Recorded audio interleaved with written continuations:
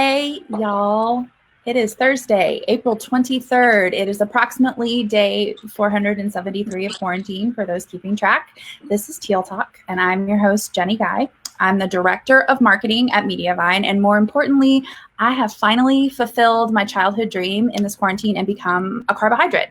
And that's when I'm not getting really emotional over all the new COVID-19 quarantine commercials. So that's fun. So welcome. Say hi to us in the comments if you're hanging out. And good. The lawn service is starting. So that's perfect. And we said not to come today. So good. Tell us how you're holding up at this point, because it is not an easy time right now. I told all these awesome ladies before, I am wearing a dress on the top. And then I am wearing lizard pajama bottoms on the bottom. So I am the definition of a mullet. I am business on the top, party on the bottom. So now that we've gotten all of that out of the way, we have people working from home and teaching their kids for the first time. We're cooking all of our own meals and producing more dirty dishes than I never even thought. It's unbelievable how many dishes there are. It's insane. And we're reconfiguring milestone celebrations and missing family and worrying about the state of our wallets and the world. And in light of all these bizarre firsts and struggles, we brought on some experts to help with work from home wellness and mental wellness in general. And I'm so glad they're here. I'm going to introduce them first. I'm with Mediavine's Director of People Operations, TQ Evans. TQ joins us live from her home in Richmond, Virginia. She has been the Director of People Operations with Mediavine for nearly 2 years. She's got a master's degree, along with several other professional certifications in HR management and leadership. And that means a lot of initials behind her name. Her background specialty entails partnering with small to mid-sized startups and successfully building and teaching their people ops team from the ground up. She also is a birth doula, a wife, a mom of 4 human kids, and a new mom to 3 backyard hens, fondly named Aretha, Gladys, and Patty. She is an avid urban gardener, has a passion for health and wellness, and most recently is the recipient of the unofficial Neighborhood Quarantine Double Dutch Award. What is that? Hi, TQ. Welcome. Hi, Jenny.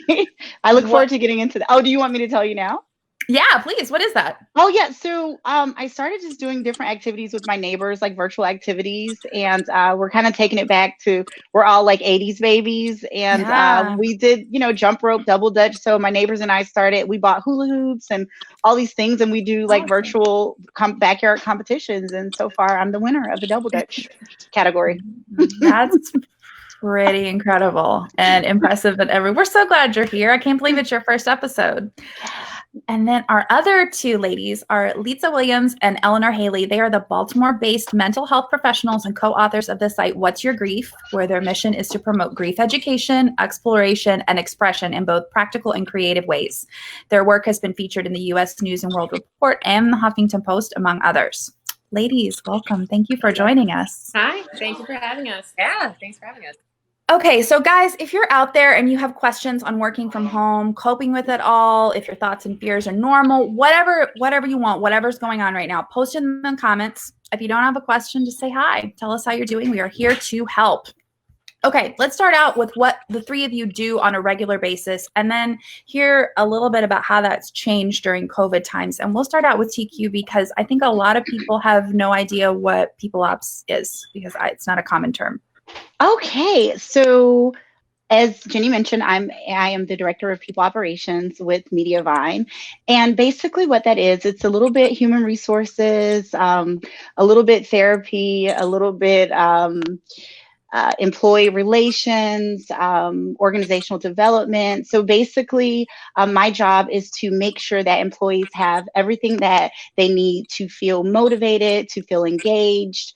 So I'm constantly touching bases with them and really creating a culture around what works for employees, as opposed to the organization creating it the other way around. So that's what I do on a day-to-day basis. As you guys know, we are a 100% remote team at Mediavine. So all of the challenges that many people ops and HR professionals are facing right now, and managers with the people issues have been kind of my wheelhouse for a while now. So I'm really excited to dive into this today. And we love having you at Mediavine, and we love you. And talk a little bit before we move on about what's changed. You were telling us a little bit about a survey. What's going on that's different during this very different time?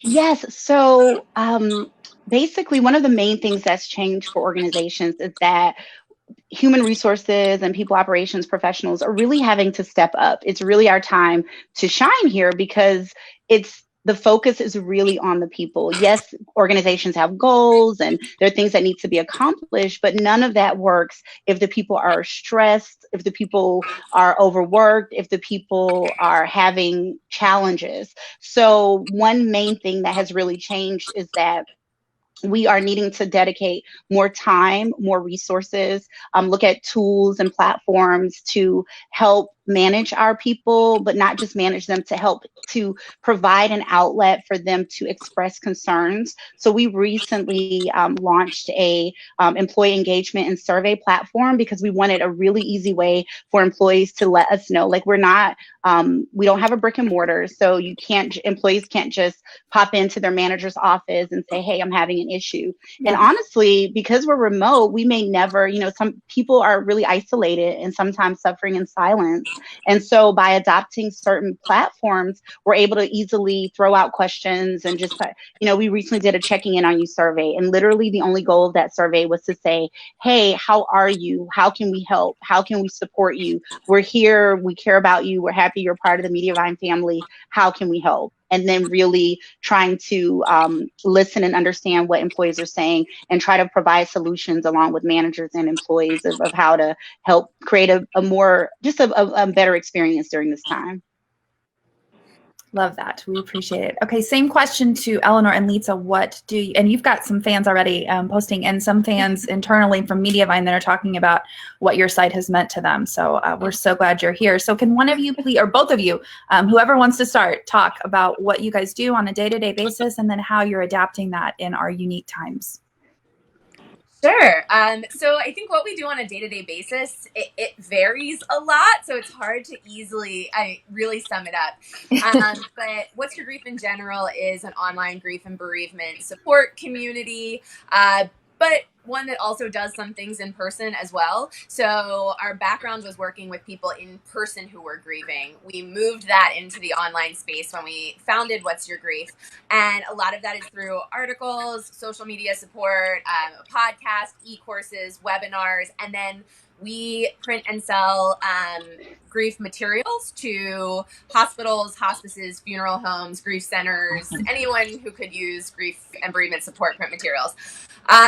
Did I miss anything?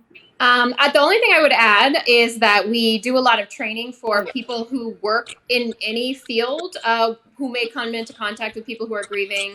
And we are really passionate about that. And that's why we're so thankful that you're letting us talk today a little bit about what we do and about grief and about mental health, because I think there's just so much misinformation out there. And so anytime we have the opportunity to sit down in front of people and sort of set the record straight, we really want to seize that and take advantage of it. So thank you for having us. Yeah, absolutely.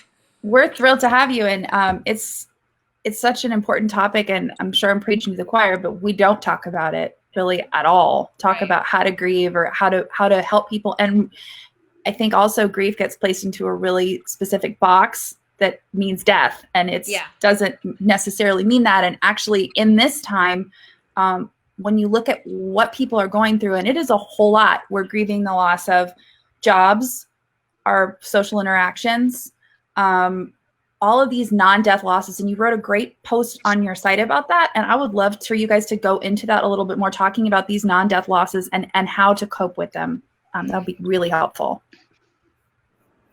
Yeah, absolutely. I think right now, especially as you said, I think so many people are coping with non-death losses. And so, as you said, we often think that you can only grieve when someone we love dies, but really anything that you value, if it's gone, if you lose it, if that changes, there's an element of loss that comes with it. And I think, some of these losses might seem smaller and more easier to cope with and integrate, but they're losses nonetheless.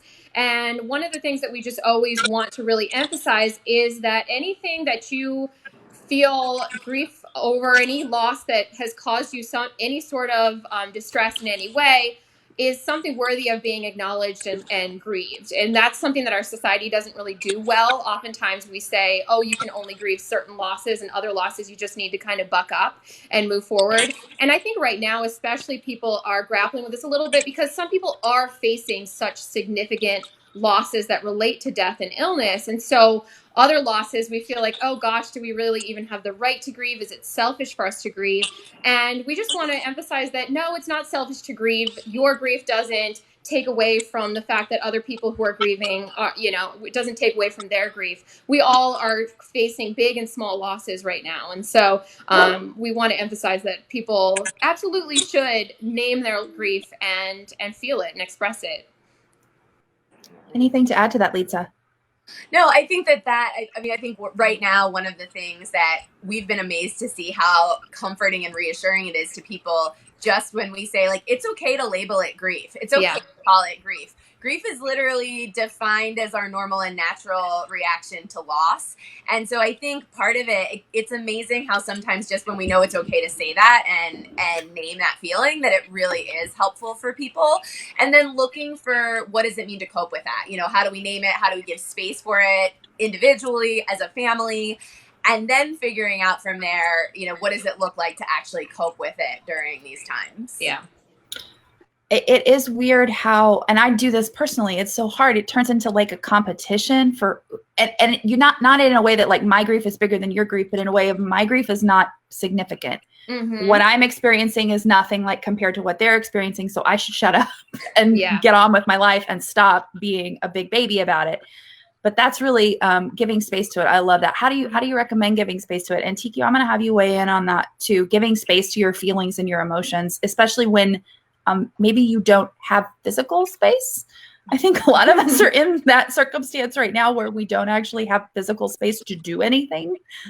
So talk a little bit about that, please. And ladies, we'll start with you and then I'll have TQ go. Oh, okay. Sorry, that was unclear.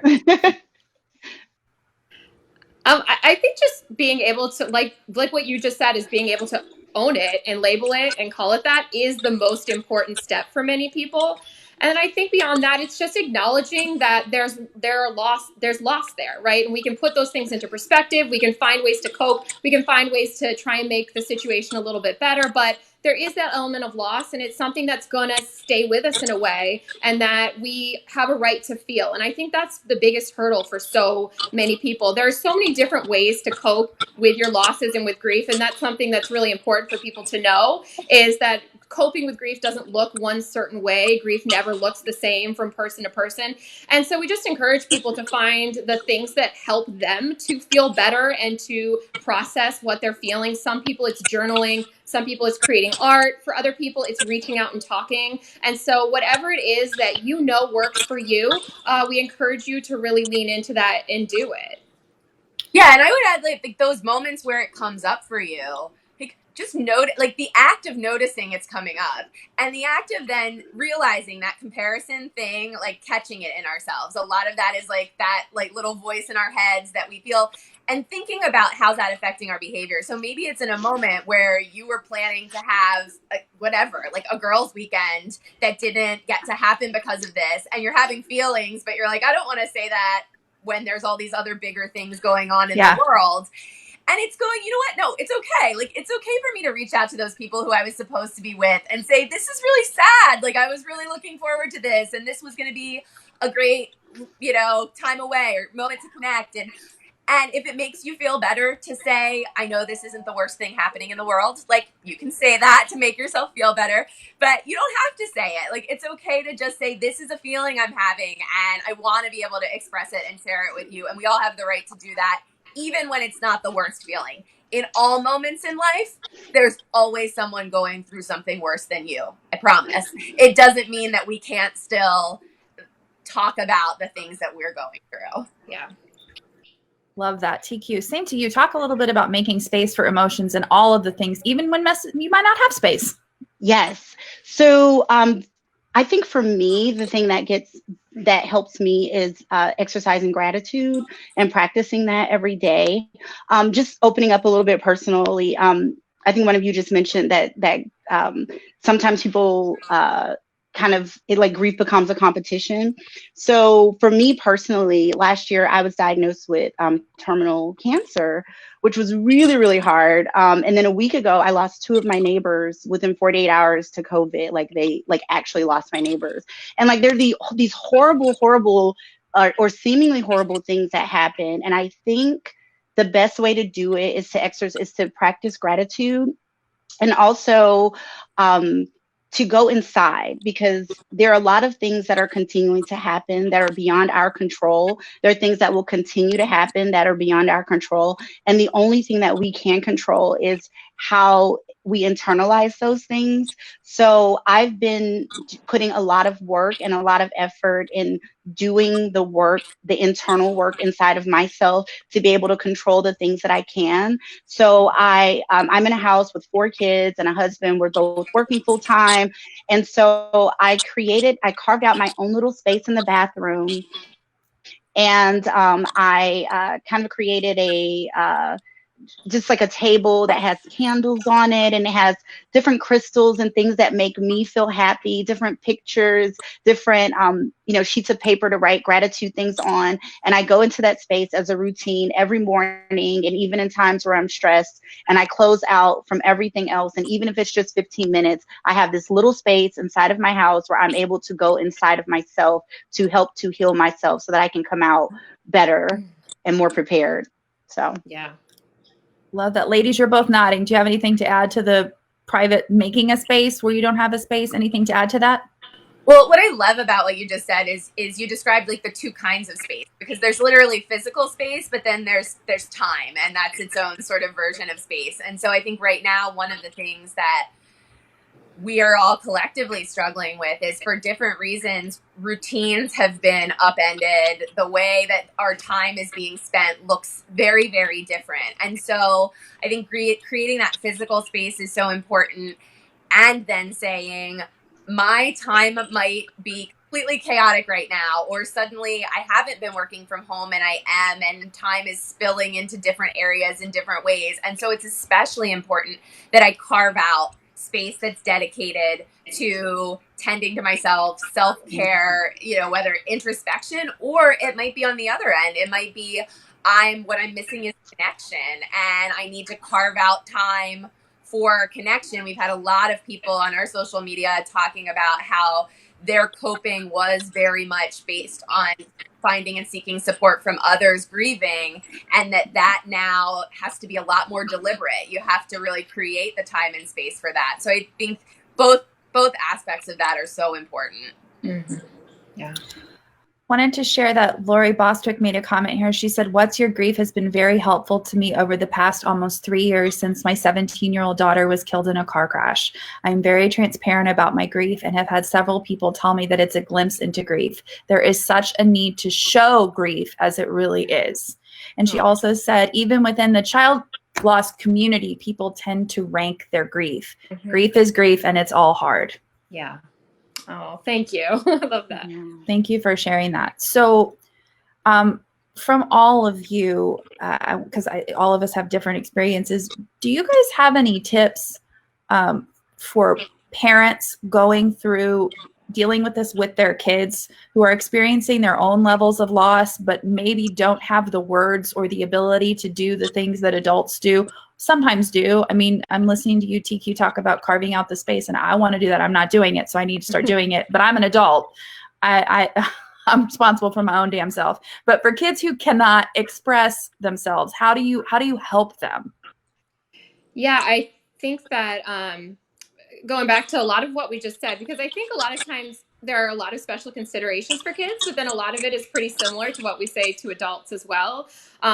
First of all, just helping them to name that this is sad, that this is a big loss for you. Many kids are going through all sorts of different losses right now. And so allowing that to exist, because I think a lot of times some parents might be tempted to be like, oh, it could be much worse, or, we're all making sacrifices right now. So rather than doing that, allowing them to name it and to express what they're actually feeling without minimizing that can be really important.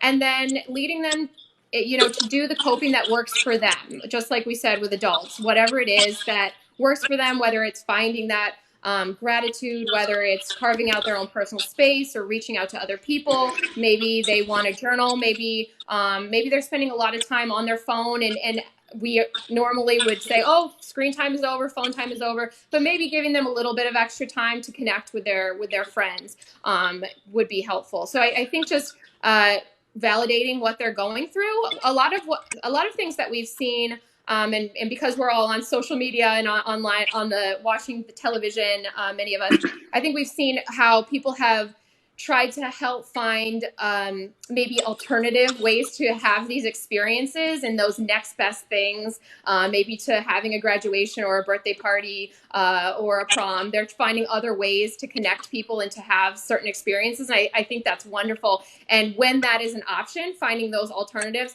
but also recognizing that it's not going to fill that loss completely. It's not going to totally make up for that loss, but it is a way to cope and make it a little bit better. Same question to you, TQ. Talk about that for us. You have 4. Yeah, I have 4. So there are 2, 5, 7, and 16.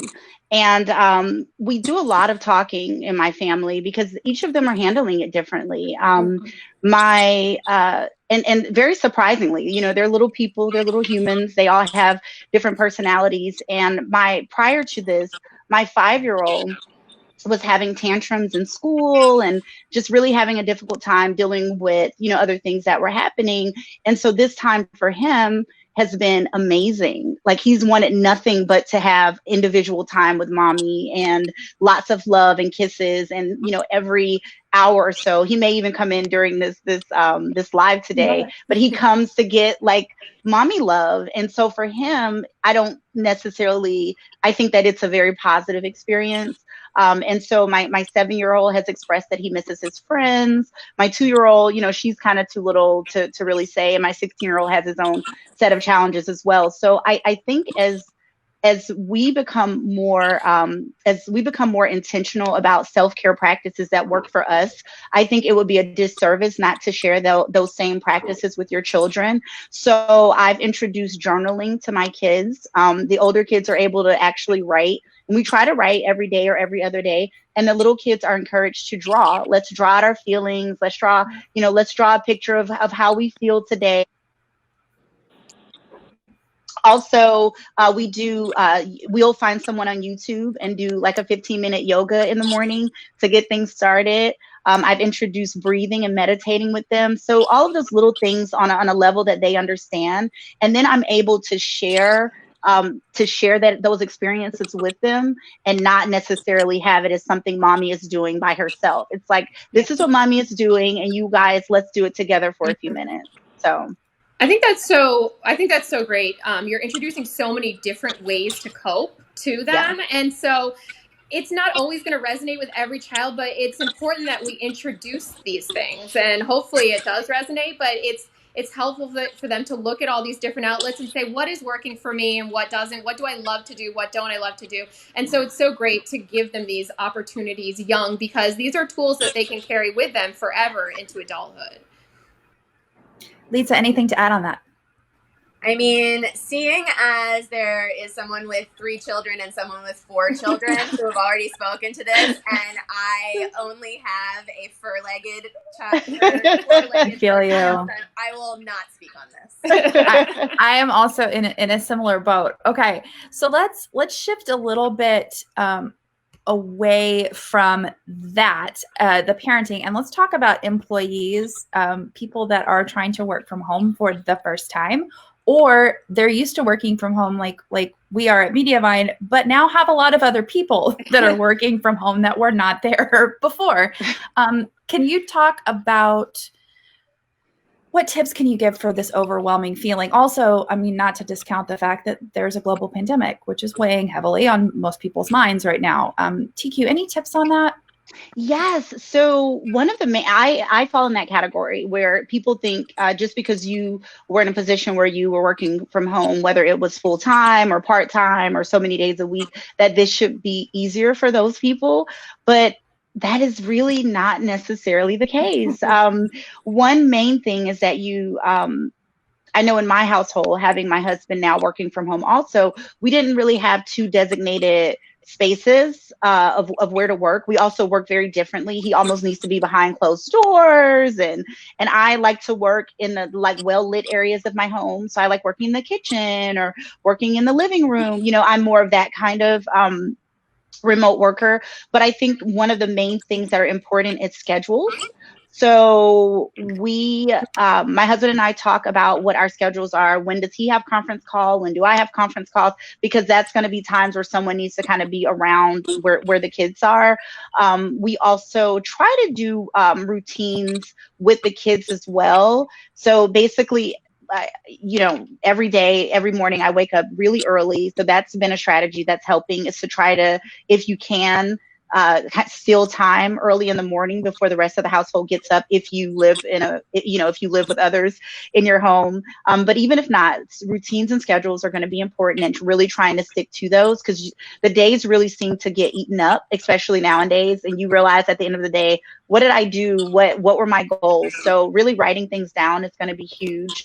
Another thing that I found helpful in doing so is I ordered a laptop desk, and it's like $30 from Amazon, and it has wheels on it. And basically you make your space wherever you are. So you don't have to be in your home office or in, you basically, wherever you are. If you're, I bring this table, I have it right now. I bring it outside on the porch. I take it to the backyard, and my workspace becomes however I'm feeling at that time. Whatever space is giving me energy in my home or outside of my home, it becomes my office at that time. So that's a strategy that I think works, is trying to make sure that you have access to things that are, to like equipment or tools that are, that you can do, that are flexible. And for Mediavine employees, we actually give a reimbursement for employees to buy things like that to help with their office space. So we love it. Litsa or Eleanor, talking about working from home, I know that you've probably had some of your audience or clients come and talk to you about it. So give us a little bit on that. Litsa, we'll start with you, please. Sure. So I think working from home, for me personally, I find working from home very, very difficult. And when we first started What's Your Grief, we were both working from home, and it was a big and hard transition for me. I have ADD that is no joke, and I am a person who really structuring time for me is really, really difficult. And so I think one of the things that having an office does is it really clearly delineates like the start and the end of the day. It allows you to have that feeling of, okay, here are the lines. And when you're working from home, you're like always at work and never at work. And that bleed that happens for me is really complicated, because all of a sudden my work day might suddenly span from 8 a.m. till midnight. Not that I've worked consistently all that time, but I just kind of been going in and out of it. And I think that for me, it becomes really important when we think about how do we still maintain work-life balance, and how do we still look at dedicated work time, dedicated personal time, finding ways, whether it is like taking a shower at the end of the day, changing your clothes, like doing something that delineates like this is the end of my work day, or this is when it's starting, is something that is helpful for me, even though I don't practice it nearly as much as I should. I know and I think the other thing for me, I think that's been important, is getting creative with where you are in your house. I live in a little teeny tiny 9-foot wide house, and there are not a lot of workspaces. There's not a lot of rooms. And so for me, realizing that sitting in one place all of the time was really, really starting to be problematic. But all I can sometimes do is literally move from like one side of a room to another. But even that helps. Like even just a change in view in the same 9-foot wide room can just kind of help to stimulate and move my brain a little bit. So it's just little things that for me have been helpful. I don't know. Yeah. Just one thing to add, I think less in terms of logistics, but in just mindset, I think practicing a little self-compassion for ourselves.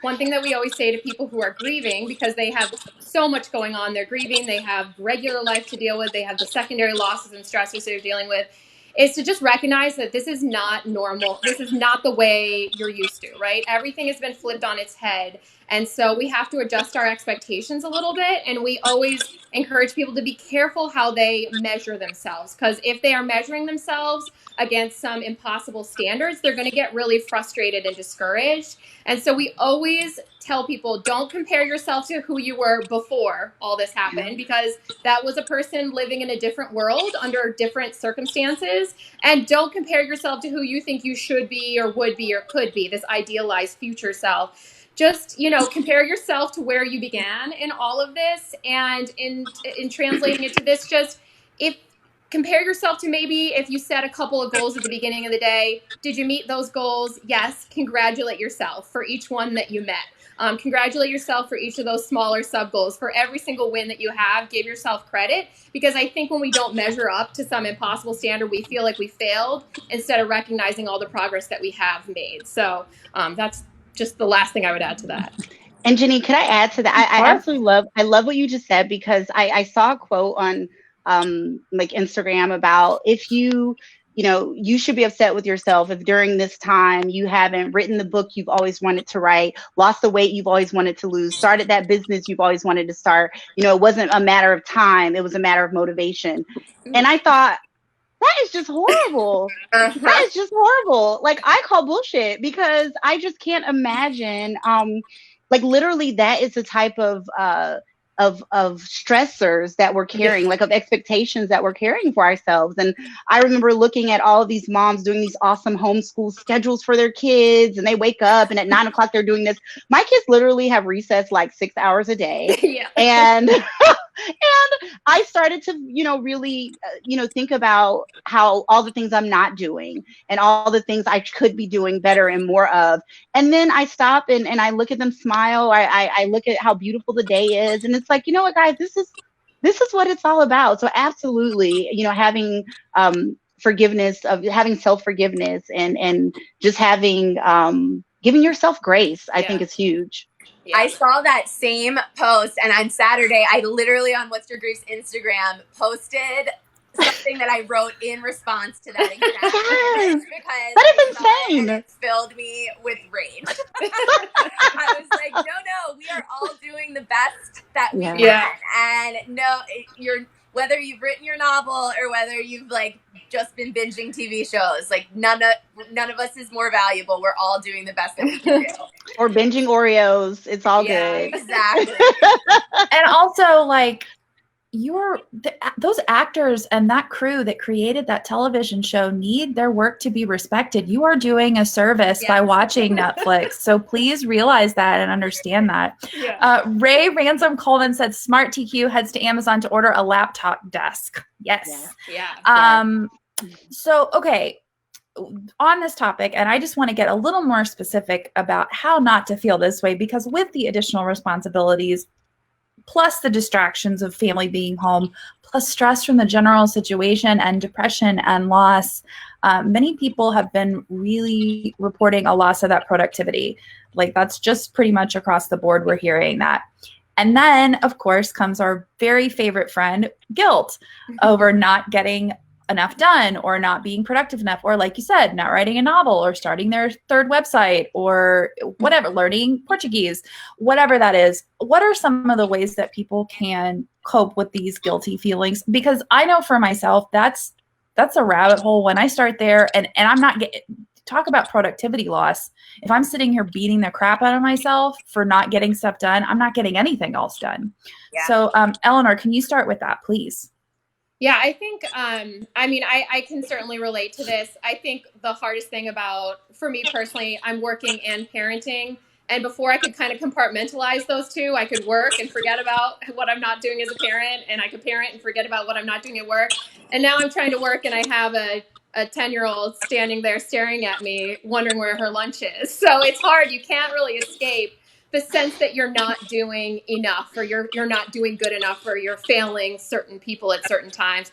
And so I can certainly relate to this. I think for me, it is, I don't know, just trying to let go a little bit. And that's not really very good concrete advice, but I like you mentioned, TQ, the the schedules that everybody was posting in the first week that everybody was doing school remotely. And, you know, I was tempted to feel bad, but then I was like, no, like, this is just not how we operate. And we've had so many moments of joy and togetherness and happiness, and those were not scheduled. They were just moments that happened. And I think we need to keep sight of our overarching goals, maybe our overarching values, as long as we're sticking together as a family, as long as we're trying to be good community members, as long as we're handing in the work that we feel like we need to get done.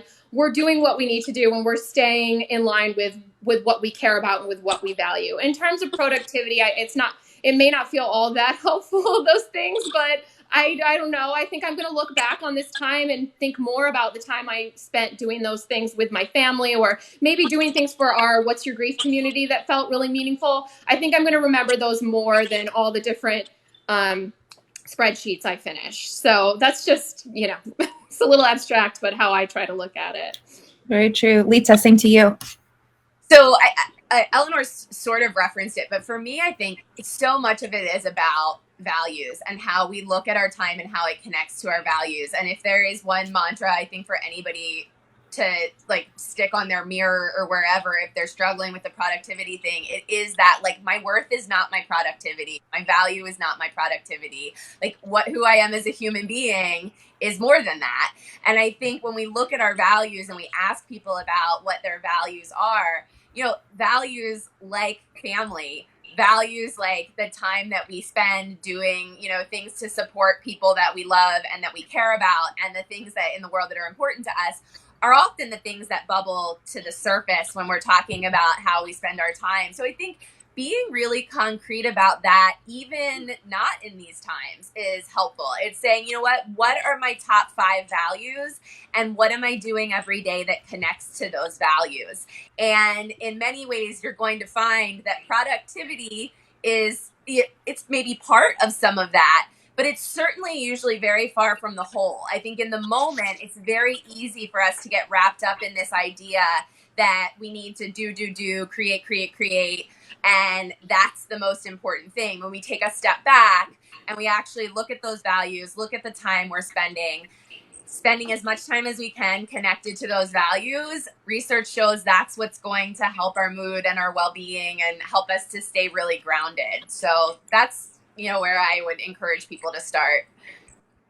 I'm loving that. And I'm also a lot of the, what are you going to take out of this time? What changes? What's been happening that you're going to walk out of this making a permanent part of your life, even when you have the option to do a lot of different things. And I'm loving that. I'm trying to kind of keep a self-inventory of the things that I want to keep doing and keep making happen in my life once I'm able to do all the things I could do before. TQ, same question to you.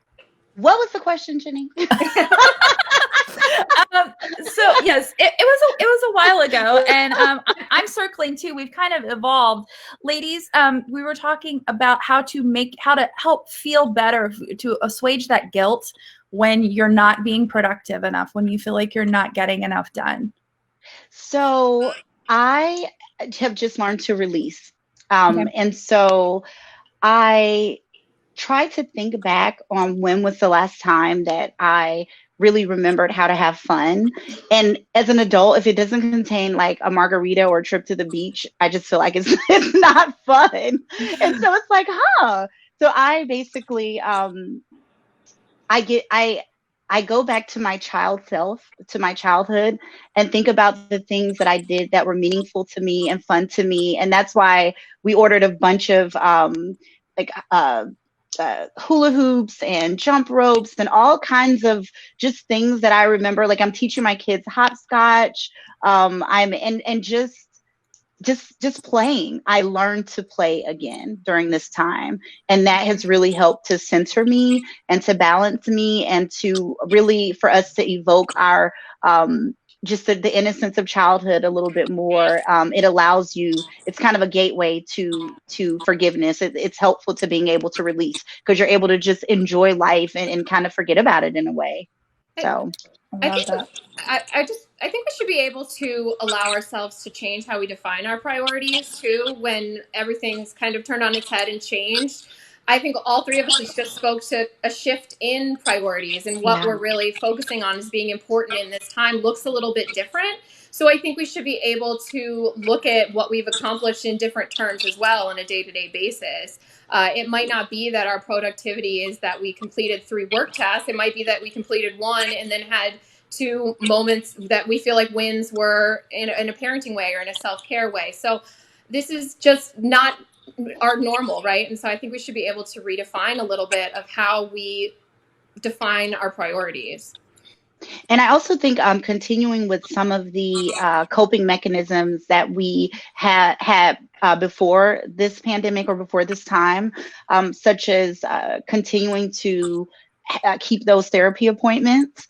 All of the, so many therapists now so quickly were able to transition to virtual meetings. And I know that has helped me, is that I didn't miss a beat in my weekly therapy sessions. It's turned to virtual meetings, which are still really, they're just as good to me. And not, if there are things that we can anchor to that worked for us prior to this, if we're able to continue with some of those things, even if they look different, to continue with those, I think that helps as well. Yeah. I also think that we're going to have to redefine, like you said, redefine normal, but also we've kind of been living in a free-for-all time, it feels like, a little bit for the last 6 weeks or so, where we're all just like, whatever, I'm going to eat and sleep, and that's good. And you have to do what you have to do to get through it. And I completely get that. But we're going to be moving into a time where it's not going to be normal, but it's not going to be free for all either. So we're going to have to, like TQ said, cling to things that are going to help us establish some sort of a structure in our lives that will help us, because we're not going to go back to normal for a while, unfortunately. But we also probably don't want to live into the place where I was saying, like, I jokingly have become a carb because I'm baking like 7,000 times a week. So I think that finding something that is kind of an intermediate area between those things will be helpful. Amber Brace Girl, our co-founder, said, yes, the days where I've said, forget school, let's just have fun. We've had the best time. I baked cookies with my boys yesterday afternoon, and we all felt so much happier after. And then we have a comment from Sarah Volk, who is the office manager here. She said, I'm in a bit of a different situation than a lot of people in that I'm spending this quarantine alone. I don't think 2 cats count. I mean, depends on your perspective, Sarah. We know how you feel about those cats. Rather than with family or a significant other, what are some ways you think of those, for those of us quarantining alone or with limited other people, can really help fill that human need of socialization and connection? Well, I'm also quarantining and distancing alone, so I absolutely feel you very deeply. And I, as Eleanor and I often say, of the 2 of us, I am certainly the extrovert of What's Your Grief. And so I am somebody who really kind of recharges, and a lot of my ways of coping normally are getting out of the house. Before this happened, I've lived in my house about a year, and I think that I have spent more hours in my house during this than cumulatively in the year up to this. Because and so I've been thinking about that a lot. And so I have really been trying to use all the screen tools that are available. So House Party and Jackbox are fantastic for being able to connect with people and play games and like get together with friends online. I've been doing a lot of that. I'm a huge advocate of Marco Polo, as Eleanor knows. It's my favorite, and it allows that really amazing, because obviously, of course, things like, FaceTime, Zoom, happy hours, Jackbox, House Party is great when you can get people together at a scheduled time. I think one of the things that's really nice about Marco Polo is you can drop in and record and watch other people on your time, and they can do it on their time, but you're still getting to see people's faces. They can show you their dog or their kids or what's going on. And so you get more than you're getting in just text messaging. And so I think really, not that all the tools are going to work for everybody, but testing out the different ones, being open to it. I've heard a lot of people who are like, oh no, that's not my thing, I'm not into, and then when they try, they're like, oh wait, this was actually really fun. So I think going back to what Eleanor said earlier, which is sometimes where we go, this isn't a replacement. It's not going to be the same. It's not going to feel as great as going to happy hour in real life or as playing a board game around a table together. But that doesn't mean it can't be good. And it doesn't mean that it can't be fun. So I think that can be good. I think I've been doing some of the live yoga classes online, and I really like that. Normally I never do that. So normally I'll do a yoga video or I'll go to a yoga class.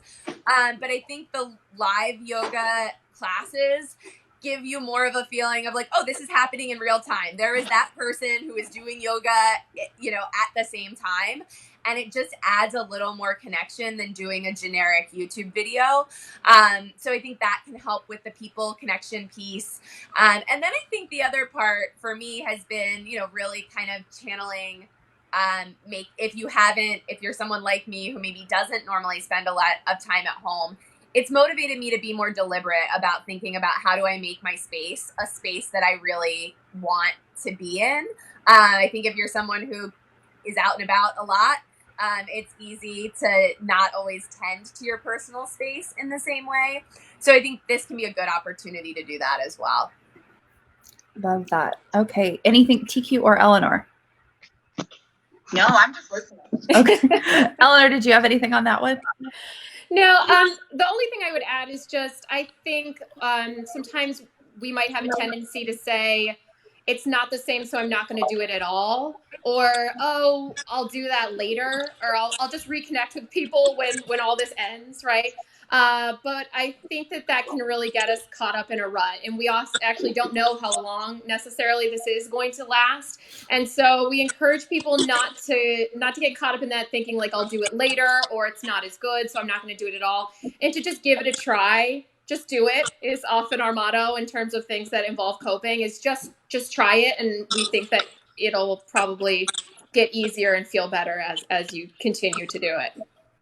I say that too about when people are talking about doing lives or not doing lives. I'm like, you really just kind of got to go live and then just do it. Let the poop hit the fan and then see what happens. Yeah. So from what we were talking about earlier, there's a flip side to the coin of that productivity conversation that we were having, which is, yes, we want to be graceful with ourselves. And yes, we want to allow for new priorities, but at the same time, food is good and having a job and paying our bills. And there are people that need things from us. So is there a way, and I think that part of the beauty of this work from home situation that we're finding out is that you don't have to sit there for 8 hours straight to get something accomplished. So how can you adapt to become productive in the time that you do have, to maximize your productivity when you can get that little bit of time? And TQ, I'm going to start with you on that one, if that's okay. Okay, Jenny, I had a headset issue. Can you hear me the same, or am I a little lower? You're in a different, and it's a little more echoey, which is why we have people use headphones, but we're good. We're rolling along. I like your plan. Let's go. Okay. I'm gonna just try it one more time to see if it. That's much better. Yes. It was just doing something weird. Okay. Let's see. Okay. You sound great. Yeah. Do I? You really do. You do. Okay. I don't know what happened to these. I don't know. Okay. I don't know. Okay. If I don't, just give me a signal and I will. Okay. And I'm going to you. look on the headsets while we do it. So the question was, how can we maximize productivity? Because we do have demands on our time, and we do have people that need things from us, even though we're trying to be graceful, and we don't necessarily have the time that we had before. So how can you maximize productivity with the time that you do have? So one suggestion is to have almost like a commitment to yourself, where you carve out a certain block of time, and that is your appointment to yourself that you cannot break. And so that's something that's really worked here in our house, where we will have designated times of work, but then also designated break times. Sometimes working from home, you don't take lunches. You are eating in between meetings, that sort of thing. And so by just really having dedicated work hours, and then also having everything that you need in the space so that you can be successful is going to be really good as well. So those are, those are just a couple of things that help me to remain focused. I would And definitely agree with what you shared. I have a baby at home, so if I try and just say, "All right, I'm just going to get up and do work while the kids are all doing their thing," I will fail, and all day long I'll become very unproductive. So I think, like you said, carving out that time and choosing the time that makes the most sense as well. So when are the kids napping or busy? Can be so helpful. And I think one thing Litsa and I have talked about a lot and really struggled with is we're both night people. We're more productive at night than in the morning. And though I think sometimes it's bad when things bleed together a lot, I think for me personally, being able to say, you know what, after my youngest goes down, that's when I'm going to have the most time to be productive. I'm just going to do the kid thing right now, and I'll do my work at this time later on in the day. So I think being more deliberate about what you're doing in each time block can be really helpful for me personally. Litsa, same to you. So I think this is actually like an ADD productivity tip, but I think it might work for people at this time. One thing often they recommend for people with ADD or ADHD is when you make your list, for the day or for the week or however you make your list, is to estimate how much time you think each item will take, so that in a particular moment, if you have 30 minutes, you can scan your list for like what's a 30-minute item. Because for ADHD, it's really hard to stop and start. Like usually people can kind of, once they get going, they can focus, but then if they take a break, it's really hard to get back. So it's a tip for that. But I think for this, when our time is maybe being interrupted by kids or different things are happening, or we're going to have to adjust things around, having your list really quickly and easily, just being able to go, okay, I only have 15 minutes. But here are 3 15-minute, let me grab one of these 3 15-minute things and do it. We can start to kind of maximize the time we do have and use it a little bit differently. Yeah. I love that. And also it sounds like a really great way to figure out how much time you actually are taking on things, because I don't think I have an idea. When I'm writing something, I'm gone. Like, and then it's 2 hours later and I'm like, well, what happened? Well, I got derailed 47 times. And so it's actually part of the reason they recommend it for ADHD and ADD is that people with ADHD and ADD often have a hard time guessing how long things are going to take. They think it's going to usually take way less time than it's actually going to take. So when you first start doing it, part of the reason they recommend it is not just for time management, but it actually helps you to get better at learning to estimate how long tasks take you, because we're often not great at doing that. I love that. And I also love, the ability we live in Slack in our work from home environment at Mediavine. Like, that is our lives. We are there all the time. That's what we do. But having the ability to say, I'm going on D&D for the next 45 minutes because I need to not be disturbed, because otherwise, because there's fires constantly in the world that we live in. So you're always just like, and you never get anything done. So that's very helpful. Ladies, we're coming to the end of our time, but I have one more question. That's kind of a refrain that I've gotten from different people, and some from me too, that I always give you a little bit of time to think while I make announcements. So the last thing I want to hear from you guys, please, is how can we show up for other people right now? People that might be grieving, that we can't be with, that we can't physically touch, people that are alone in the quarantine, that are feeling very isolated. What are some easy ways that we can show up for them and make them feel a little bit less alone? So think about that. I will come right back. Guys, we are continuing on our trail of lives that we're living through. We're living through this quarantine together, and we're living through this quarantine together. And that is what we are here for. Next week, next Thursday, I have our CEO coming back again, Eric Hochberger. We have, he always brings goodies. He's like Santa, and he brings goodies with him when he comes to live. And we have some more things we want to talk to you about that we're working on behind the scenes. So we're going to give you a look behind the scenes, what we're doing, what we're working on, and how we are getting through this time and getting ready for the future, where we're going to come out stronger and profitable on the other side. So hold on for that. That will be next week. I'm sure we'll talk about Trellis, because we always do. We can't not talk about Trellis when he's here. So come by. We'll be back here 3 p.m. Eastern time next Thursday, which is the 30th of April. Again, I don't know how that happened. And finally, I want to find out how we can show up for other people. And I'm going to start with Eleanor from What's Your Grief. Will you please give us your final thoughts on that, Eleanor?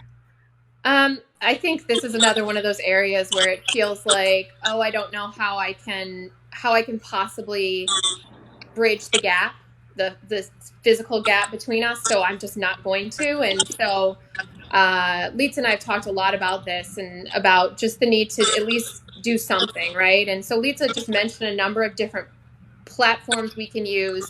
If we're talking about somebody who's grieving, just relying on some of those old tried and true things, sending something in the mail, send a card, send a gift of some sort in the mail to them to let you know you're just thinking about them.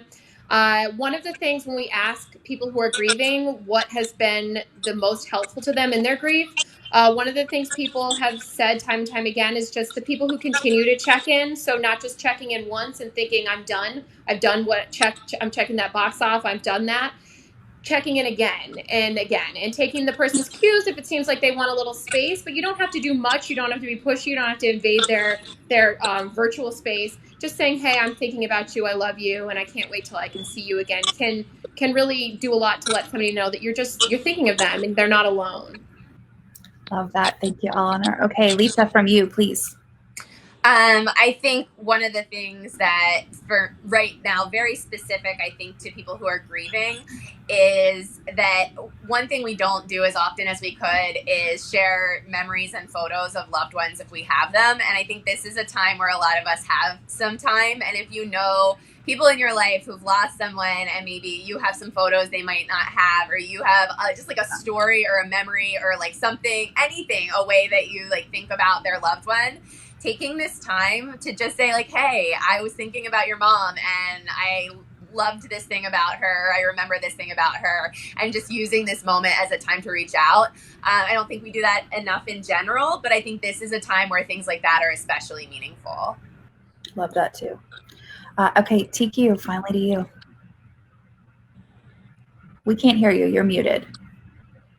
Yay! Okay, am I muted? Can you hear me? We can hear you. Oh, good. Okay, I felt thanks to the Geek Squad, they taught me a couple things about when technical issues happen. I know how to save myself and recover now. Excellent.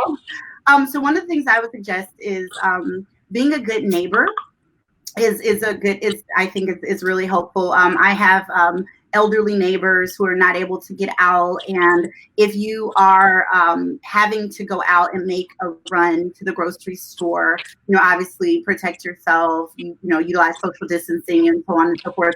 But I would actually call my neighbor and ask, like, hey, Miss Such and Such, is there anything that you need from the store? I know that you're not really able to go. Can I pick up some things for you? And dropping those off to a neighbor.